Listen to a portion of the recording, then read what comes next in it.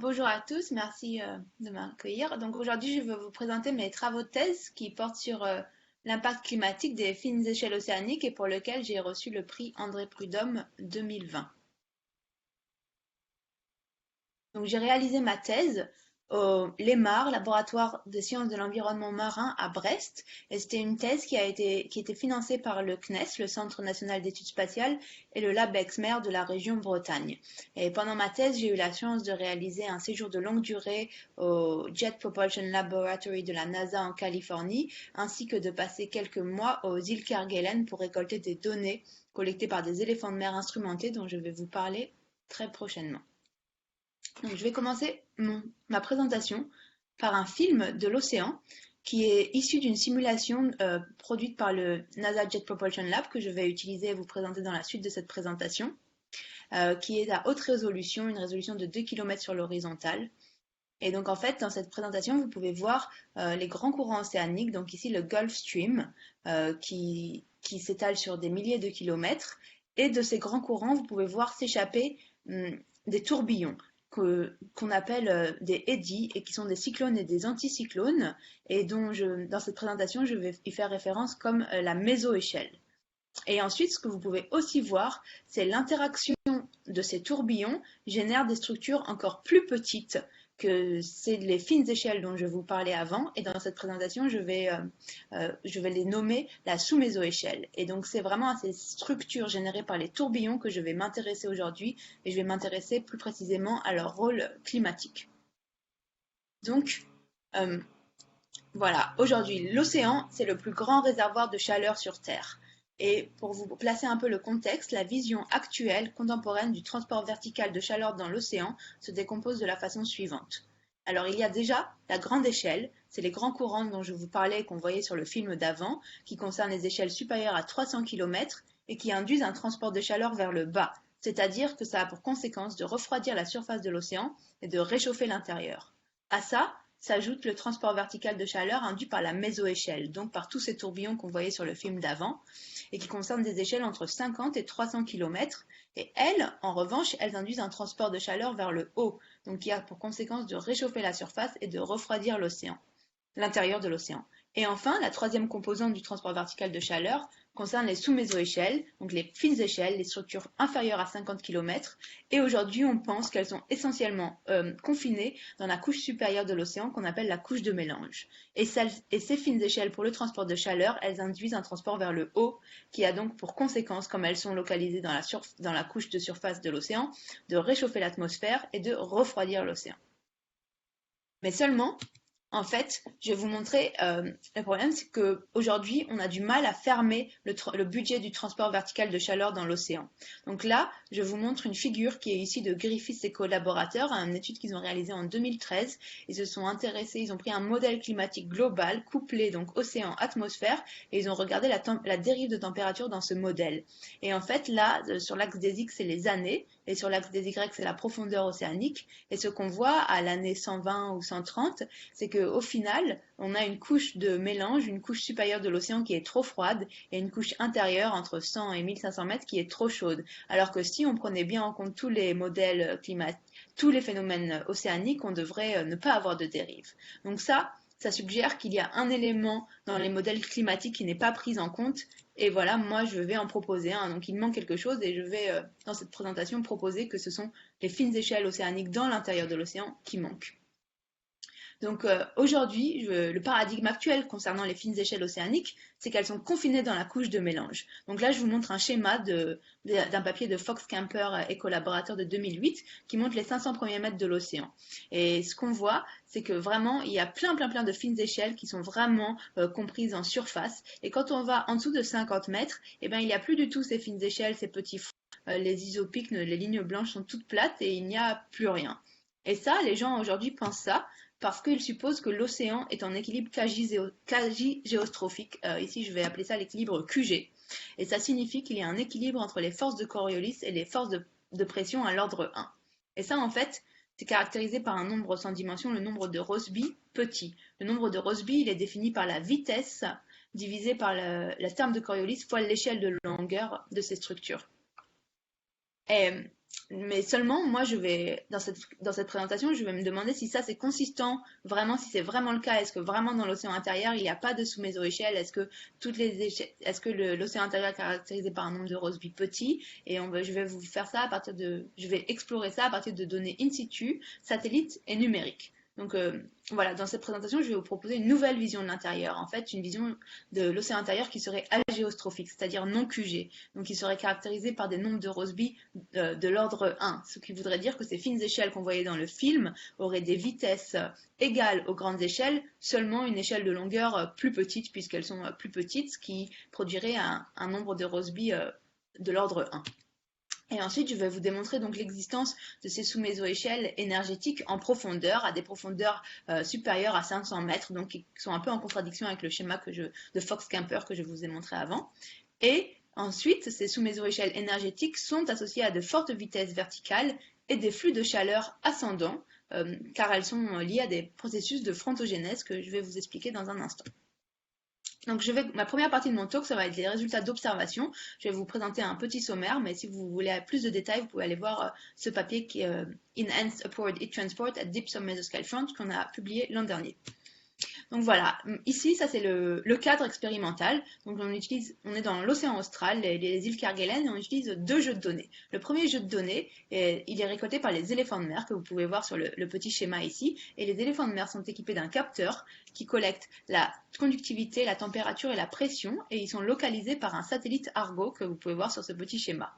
Et en combinaison, on va utiliser l'élévation de la surface de la mer récoltée par altimétrie satellite et qu'on voit aussi sur ce schéma. On va combiner ces deux jeux de données. Donc, premièrement, un peu plus sur le jeu de données des éléphants de mer. Donc, les éléphants de mer, ce sont des prédateurs marins supérieurs qui passent le plus clair de leur temps dans l'océan et qui plongent très profond et tout le temps, plus de 80 plongées par jour, ce qui permet d'avoir un jeu de données à haute résolution. Donc, celui que je vais utiliser aujourd'hui, voilà, comme je vous l'ai dit, il collecte la conductivité, la température et la pression à l'aide de ce capteur que je vous montre ici qui est collé sur leur tête, et ce qui nous permet de déduire la salinité et la densité de l'eau de mer. Ensuite, la résolution temporelle de ce jeu de données, c'est 25 minutes pendant leur voyage de plus de 3 mois. Et la résolution horizontale, c'est environ toutes les 500 mètres sur une trajectoire qui fait plus de 5000 km. Et la résolution verticale, c'est tous les 1 mètre jusqu'à 1000 mètres de profondeur. Donc ce jeu de données-là est vraiment unique dans le sens qu'il est à plus haute résolution et dure plus longtemps que d'autres jeux de données qu'on pourrait obtenir par des gliders actuellement, par exemple. Donc ensuite, voilà notre éléphant de mer où il s'est baladé. Donc c'est dans les îles Kerguelen qui représentent un champ turbulent à mésoéchelle. Donc c'est le polygone rouge sur l'encart en bas à gauche. Et donc l'éléphant de mer est parti le 20 octobre des îles Kerguelen et il a déplacé le plateau de Kerguelen et il a évolué dans un champ où il y a beaucoup de tourbillons qui interagissent, donc beaucoup de cyclones dénotés par un C et d'anticyclones dénotés par un A. Et ensuite, il est revenu sur le plateau là où le champ turbulent de mésoéchelle est quand même moindre, donc comme on peut le voir par les contours blancs. Donc ici, maintenant, je vais faire un focus sur la région rouge qui est vraiment dans le champ turbulent à mésoéchelle. Donc voilà, maintenant je vais vous montrer une coupe verticale, ça c'est le panel du milieu récolté par l'éléphant de mer de flottabilité et le petit schéma en haut c'est la carte d'anomalie de SSH, d'élévation de la surface de la mer. Donc voilà, combiner la carte d'anomalie de température de la mer, d'élévation de température de la mer avec la section verticale de flottabilité nous permet d'obtenir une vision 3D de la zone échantillonnée par l'éléphant de mer. Donc maintenant, qu'en est-il des fines échelles dans l'intérieur de l'océan? Donc on va s'intéresser aux gradients horizontaux de flottabilité collectés par l'éléphant de mer. Et là, je voudrais attirer votre attention sur plusieurs points. Premièrement, la couche de mélange qui est présentée par la ligne grasse en noir. On peut voir qu'à l'intérieur de la couche de mélange, il y a très peu de gradients. Et ils sont principalement localisés en dessous. Donc déjà, une première différence avec le schéma de Fox-Kemper qu'on a regardé au début. Deuxièmement, les gradients horizontaux de flottabilité étant de profond dans l'intérieur jusqu'à au moins 400 mètres ici. Et ensuite, ils sont vraiment localisés en bordure de tourbillons Et ça, on peut le voir en comparant, par exemple, ce gradient-là à 1720 km avec la bordure de l'anticyclone au-dessus, ou bien ici aussi. Et ensuite, dernière chose, ces gradients horizontaux de flottabilité sont courbes et ils suivent les isopycnes qui, elles, sont représentées par les fines lignes sur le schéma de la transecte de flottabilité. Donc ça suggère bien que tous ces gradients de flottabilité, de ces fines échelles, sont générés par le champ de déformation de mésoéchelle. Donc je vais juste vous expliquer un peu comment ça marche, comment la production, comment le champ de déformation de mésoéchelle produit des gradients horizontaux de flottabilité. Donc ici, on se place dans le cas idéalisé d'un champ de déformation généré par deux anticyclones et deux cyclones. Ce sont les quatre flèches noires. Et il y a au milieu une anomalie de flottabilité. Au fur et à mesure du temps, sous l'action du champ de déformation, cette anomalie de flottabilité va se faire étirer. Et ça va donc nous créer un front de densité. Donc on s'est posé la question, comment peut-on capturer ce champ de déformation à fine échelle, donc de façon à haute résolution depuis l'espace? Eh bien, il se trouve qu'il y a un index que l'on peut utiliser, l'index des exposants de Lyapunov de taille finie, des FSLE. Les exposants de le FSLE, en fait, donnent le taux de séparation de deux particules initialement proches et il correspond à un strain lagrangien. Donc ce qui se passe en fait quand on calcule les FSLE depuis l'altimétrie spatiale, c'est qu'on obtient un FSLE d'extension en rouge et un FSLE de compression en bleu. Et donc, théoriquement, on s'attendrait à ce que les gradients de flottabilité soient alignés avec les FSLE d'extension. Eh bien, du coup, on s'est dit, est-ce que ça marche? Vérifions ça. Ici, dans notre cas, les anomalies de flottabilité, on peut les obtenir avec les données de l'éléphant de mer et le champ de déformation avec l'altimétrie satellite. Donc, c'est ce qu'on a fait. On a calculé des cartes de FSLE que je vous montre ici, superposées avec la trajectoire de l'éléphant de mer, coloriée par les gradients horizontaux de flottabilité. Eh bien, ce qu'on voit, c'est que, en effet, quand il y a un fort gradient de flottabilité, c'est-à-dire jaune, il correspond toujours à un FSLE d'extension rouge, comme ici, ici ou bien encore ici. Et ici, ce que je vous montre, ce sont les gradients horizontaux de flottabilité en surface. Donc on voit déjà qu'il y a une bonne correspondance en surface. Mais si vous vous souvenez du profil vertical des gradients horizontaux de flottabilité, ils étaient intensifiés non pas en surface, mais en profondeur. Donc, est-ce qu'il y a aussi cette relation avec la profondeur? C'est la seconde question qu'on s'est posée, et on a regardé sur toute la trajectoire de l'éléphant de mer, les FSLE en surface avec les gradients de flottabilité à 300 mètres, là où il y avait le plus de données, qui étaient quand même bien en dessous de la couche de mélange. Et voilà ce qu'on obtient. Donc là, sur l'axe des X, il y a les FSLE, et sur l'axe des Y, les gradients horizontaux de flottabilité à 300 mètres. Et donc on obtient une relation positive, ce qui montre vraiment qu'il y a une forte corrélation entre les gradients horizontaux de flottabilité dans l'océan intérieur et les FSLE en surface. Ce qui vraiment démontre encore une fois que ces fines échelles sont vraiment générées par la mésoéchelle et donc qui dérive d'un processus de frontogénèse. Et en fait, voilà ce que je vous montre ici, c'est un schéma d'un front qui se trouve dans un champ de déformation. Et donc c'est un schéma de frontogénèse où il y a un front froid d'un côté, un froid d'un côté, chaud de l'autre. Et en fait, ce processus de frontogénèse va générer d'intenses vitesses verticales que ici on s'est intéressé à diagnostiquer. En fait, cette physique est comprise dans une équation qui s'appelle l'équation oméga, et ici on a tous les éléments pour résoudre cette équation et donc avoir accès à ces vitesses verticales associées au front de fine échelle. Donc le UX de cette équation correspond au champ de déformation. Le BX correspond au gradient de flottabilité. Donc on a tous les éléments pour résoudre. Donc on a résolu l'équation oméga pour obtenir les vitesses verticales, et voilà ce qu'on obtient. Ce qu'on voit, c'est que les vitesses verticales sont intensifiées sous la couche de mélange en profondeur et qu'elles ont une magnitude très forte qui est à hauteur de 100 mètres par jour et qu'elles peuvent être positives et négatives. Donc maintenant qu'on a ces vitesses verticales, on peut s'intéresser à l'impact climatique de ces fines échelles océaniques qui induisent des fortes vitesses verticales. Car les vitesses verticales peuvent agir comme un conduit qui peuvent transporter des gaz ou de la chaleur. Et ici, je vais m'intéresser plus spécifiquement à la chaleur. Donc, pour calculer des flux de chaleur, il faut des vitesses verticales et des anomalies de température. Et dans notre cas, les anomalies de température sont collectées par l'éléphant de mer. Donc voilà, je vais vous présenter le flux de chaleur ici sur le panel du bas qui correspond à W', T', W étant les vitesses verticales et T la température. Donc voilà ce qu'on obtient. On obtient des flux de chaleur verticaux qui sont encore une fois intensifiés dans l'intérieur de l'océan, qui ont une très forte magnitude qui va jusqu'à 2000 watts par mètre carré et qui peuvent être positives et négatifs. Donc quand c'est positif, en rouge, ça va être des flux de chaleur dirigés de l'océan intérieur vers le haut, et en bleu, ce sont des flux de chaleur descendants. Donc on peut se demander quel est le net impact de ces flux de chaleur. Induisent-ils un flux de chaleur ascendant ou descendant au total? Donc pour répondre à cette question, on a calculé les flux de chaleur moyennés sur l'ensemble de la trajectoire, et voilà ce qu'on obtient. On obtient des flux de chaleur qui en moyenne sont positifs, c'est-à-dire dirigés de l'intérieur de l'océan vers la surface.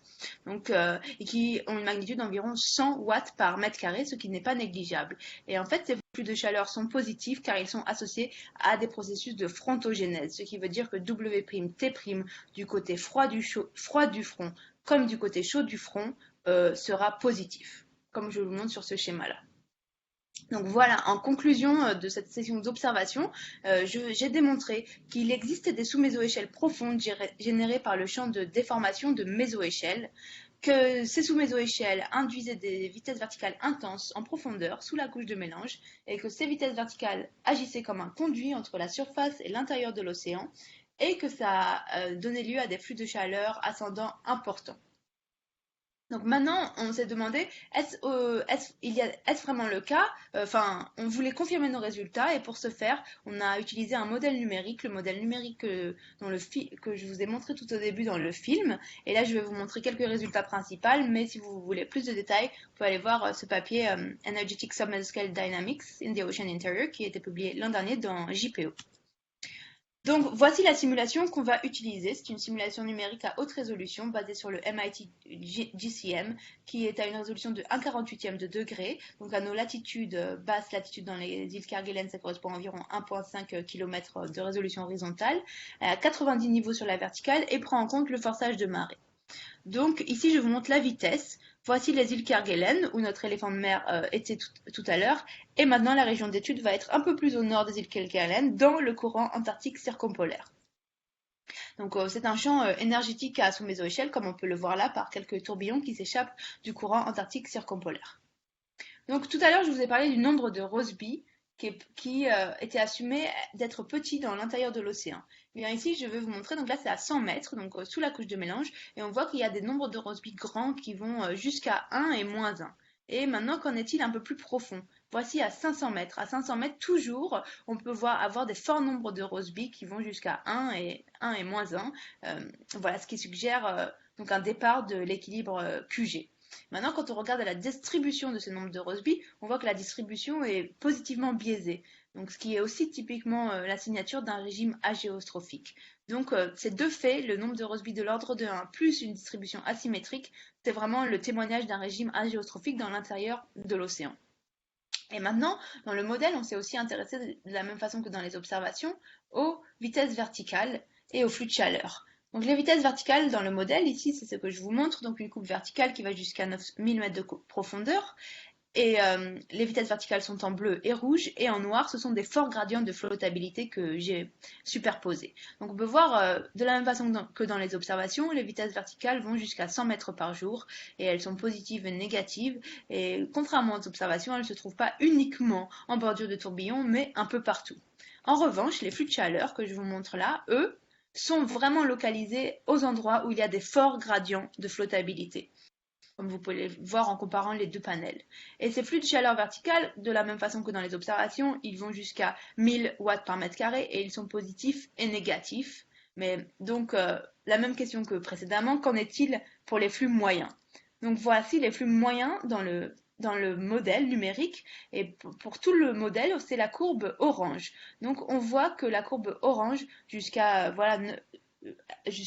1000 mètres, 900 mètres de profondeur, ce sont que des flux ascendants, ils sont tous positifs, et ils atteignent environ 250 watts par mètre carré à 150 mètres. Et maintenant, pour vraiment vous mettre en évidence l'impact de ces fines échelles, on peut s'intéresser à un domaine où il y a énormément de sous-mésoéchelles, c'est le rectangle vert. Et donc, quand on fait la moyenne des flux verticaux de chaleur dans ce sous-domaine, on obtient quelque chose encore plus fort qui atteint 350 watts par mètre carré à 150 mètres, donc sous la couche de mélange, ce qui montre vraiment l'importance de ces fines échelles océaniques pour les flux de chaleur. Et ça, en effet, c'est consistant avec les observations, c'est du même ordre de grandeur, bien que ce soit un peu plus fort dans le modèle qui prend en compte des phénomènes de marée, qui capture vraiment toute la physique qu'on ne pouvait pas forcément tout capturer à partir d'observations uniquement. Donc la conclusion numérique est que, de même façon que la conclusion des observations, que l'océan extérieur est agéostrophique et qu'il abrite des sous-mésoéchelles énergétiques, que le nombre de Rossby peut atteindre 1 jusqu'à 1000 mètres de profondeur, que les vitesses verticales sont intensifiées et intenses, et que ça génère des flux de chaleur forts et ascendants dirigés de l'intérieur de l'océan vers la surface.